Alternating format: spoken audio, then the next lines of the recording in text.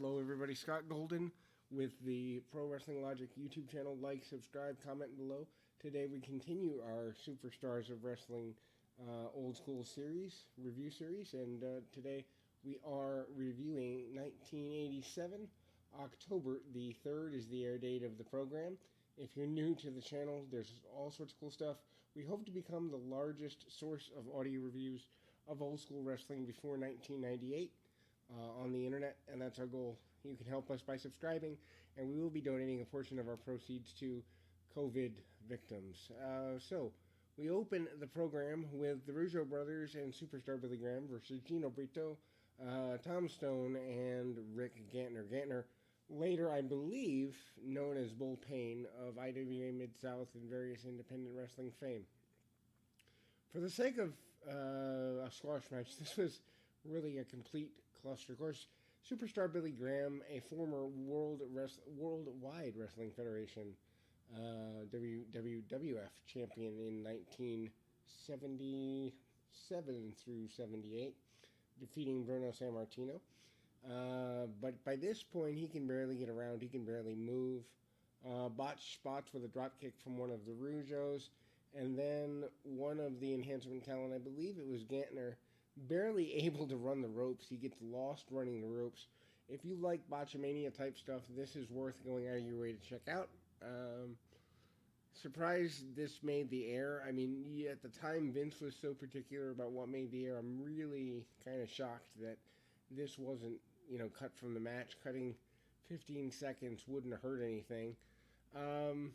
Then we see a Butch Reed promo.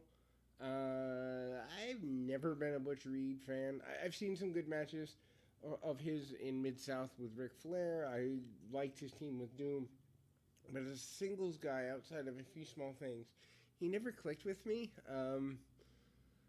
His promo is hard to understand. It sounds like he's somewhere between mumbling and slurring words, but basically what I was able to gather from the promo is that Billy Graham can run, he can hide.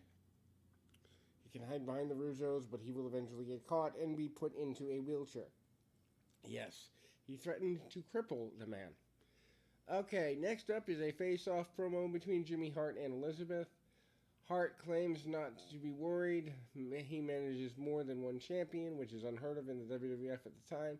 He said this Saturday night on Saturday night's main event, Savage versus Honky Tonk is your main match. Elizabeth says that if you believe it, Hart is going to do damage, but Savage and Elizabeth will be the ones to handle things, and they will also make Hart and Honky Tonk eat their words. I've often wondered if Elizabeth was portrayed as meek and mild and unable to speak because that was her character, or if she was really awkward. Somebody in the comments, point out below if you ever remember a really strong Elizabeth promo. I don't remember. Even the Mega Powers thing, she's very awkward sounding. Maybe WCW in their 96 to 2000 somewhere, there's something that's more robust, but I don't remember it. So I'd love if somebody pointed me in the direction of Elizabeth cutting a strong promo at any point, because I don't remember it. Obviously she's beautiful, obviously she served the purpose for especially the Macho Man gimmick, 85 to 92 especially, but I can't remember a standout moment for her speaking wise. So Ted DiBiase, who just started with the company actually, let me back up 1 second. The Honky Tonk Man bit there is what leads to the shove of Elizabeth and the formation of the Mega Powers, I do believe. This is October 3rd of 87, and I believe that's the Saturday night main event that night, which eventually we are going to do a complete composite review of all the Saturday night's main events, so stay tuned for that. Ted DiBiase says it's not worth giving money away in Illinois, and the people aren't worth it, they don't work hard. His match with Scott Casey with a few good drop kicks early, DiBiase with a vertical suplex and elbows. One thing I really like about Ted DiBiase as a worker here, and he's only a few weeks into the company at this point. Even his elbows look snug. His strikes look legitimate, and it doesn't hurt that Scott Casey's selling them like they actually matter. Um, I love DiBiase's diving fist drop. He's one of the few guys I've ever seen do the diagonal fist drop. I think he might be the only one to ever do it with the precision that he does it. Beautiful spinning toe hold a la the Funks after a power slam by DiBiase. DiBiase, one of the better power slams probably in WWF history. The spinning toe hold is an homage to the Funks, who were his trainers, as a thank you to his stepfather, Iron Mike DiBiase, who I believe died in the Texas territory. I know he died in the ring of a heart attack, and I believe he was in Texas at the time. Someone can fact check me on that if they like. Really awkward Killer Bees promo next, where they basically, Brian Blair talks about patronizing some small business. And then Gene Okerlund turns to Jim Brunzell, who,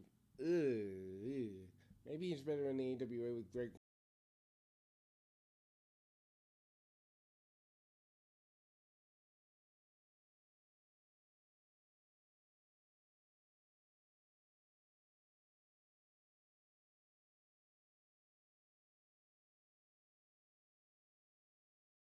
Valentine and Bravo. The new Dream Team are to be reckoned with. Like, he really just was lost here. And then we go into Paul Orndorff versus Dave Wagner. Wagner has a Duck Dynasty styled beard. Orndorff rather sloppy in the match. Just several strikes that just don't look that great. Several punches that are, they're present, but they're kind of not really snug and not really tight looking. He does hit Wagner with a hard clothesline. Orndorff.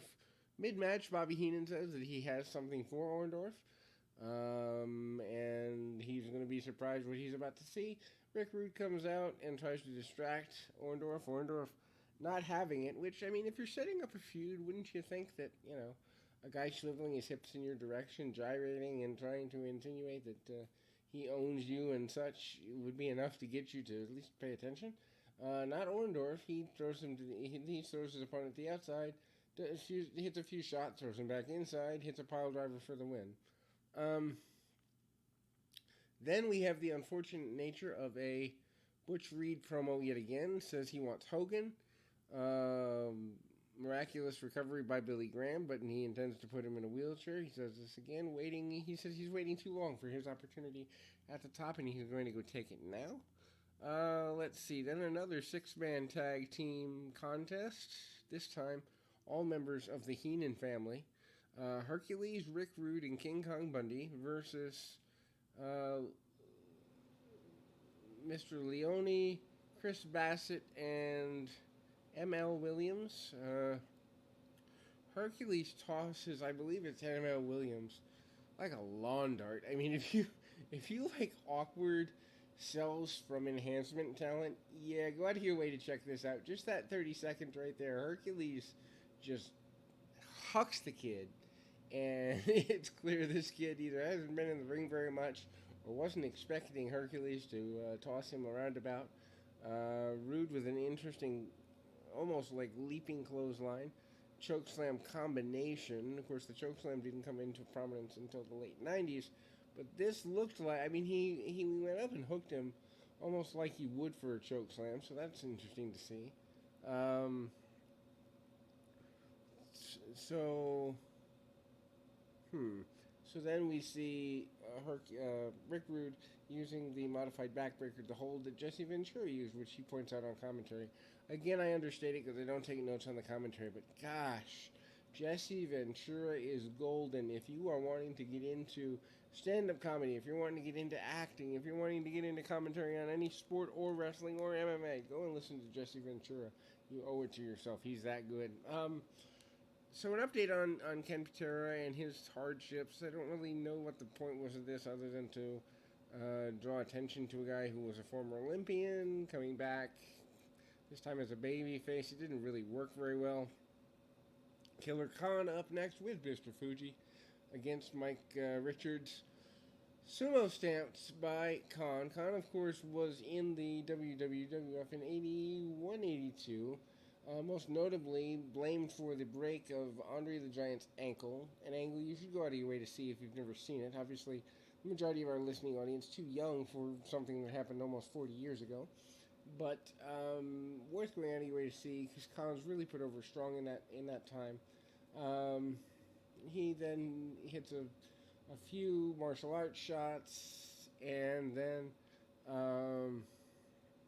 he uses the mist while Fuji has him, the referee, distracted. Then we move on to the top rope knee drop from Khan for the win. And then we see, brother, if I didn't see this, I wouldn't believe it happened. A Matilda, the dog of the British Bulldogs, the Bulldogs mascot, music video. And this dog is primping, and there's close up on its face, and it's just if you've ever heard of wrestle crap, this is it. I know what they're trying to do. They're trying to sell plush dog toys. I think they had them at the time. Sidewinder of information for those that weren't around in the late 80s. For one, I feel sad for you, especially if you're forced to watch or compelled to watch today's product versus the late 80s. I'd rather watch 80s squash matches all day over 1 hour of SmackDown. Anyway, side note, Stephanie McMahon in the late 87, early 88 time frame is depicted in a WWF publication, and that is the merchandise catalog. She is, as a teenager, wearing the British Bulldogs t-shirt. So some fun trivia for those that might want to see what Stephanie looks like. I think it was spring or summer of 88. Right before they left. No, they left after Survivor Series. So, or yeah, were they? Yeah, they were in.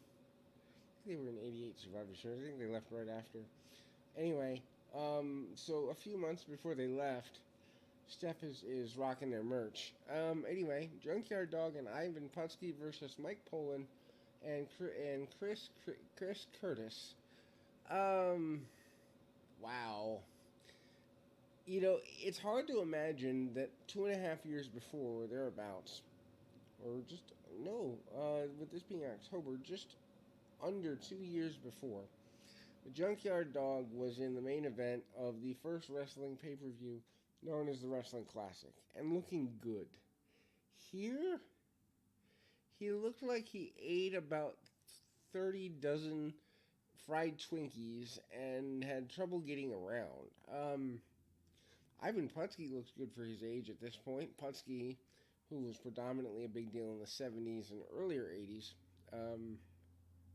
drawing to the close of his career here. I think he might be around for another year, maybe two maximum.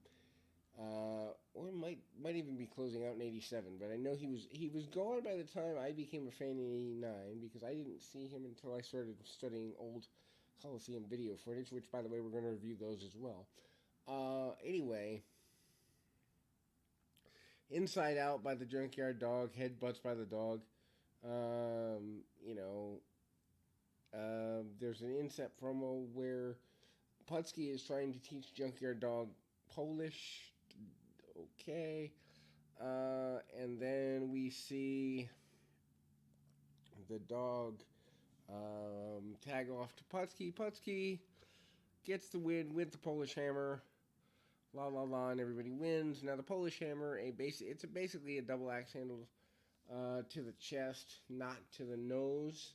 For those that have been around long enough, you'll know what I'm talking about. For those that haven't, the Polish Hammer, a very dangerous move if done wrong, although it's very hard to do wrong. You really have to be either uncoordinated or ill-timed. Anyway, Chris Masters just completely obliterates the nose of Steven Richards. I think this was somewhere between like 2005 and 2008, somewhere in there, on a Raw match, and Richards has his nose all but busted off his face. Ivan Putski, the impetus behind the move that did the damage. So worth going out of your way to see that if you like blood and gore and chaos. In any event, this has been another Superstars of Wrestling review. Probably going to have at least one more, if not more of those today. Plus, we will try to have at least NXT or AEW review up tonight for you after the show. Maybe both, depending on my time and my schedule and my client needs. But in any event, keep your feet on the ground, your mind in the moment. Until next time, everybody.